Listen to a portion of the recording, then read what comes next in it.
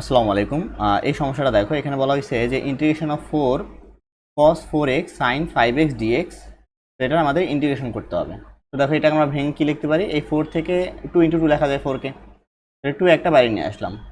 Integration of আরেকটা 2 আছে, 2 সাইনের ভিতরে ভ্যালুটা যেহেতু বড়, তাহলে এটাকে আমরা আগে লিখি, তাহলে sign 5x into cos 4x dx। এখন দেখো, এখন এগুলোর মধ্যে কোন সূত্রটা যায়? সাইন 2 সাইন এ কস বি, এই যে 2 সাইন এ কস বি প্রথমটা। আমরা যদি প্রথম সূত্রটা অ্যাপ্লাই করি, তাহলে 2 integration of sine A plus B, তাহলে সাইন এইটা প্লাস এটা, তাহলে 9x, মাঝখানে plus sine A minus B, তাহলে সাইন শুধু এক্স,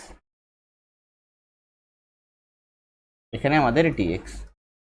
এখন যদি আমরা ইন্টিগ্রেশনের ফর্মুলাটা ব্যবহার করি, তাহলে এক্স এর সহগ 9, 9 দ্বারা ভাগ হয়ে যাবে, আর সাইন এক্স এর ইন্টিগ্রেশন হলো মাইনাস কজ এক্স, তাহলে মাইনাস 1/9 cos 9x, আর এখানে minus cos x plus C.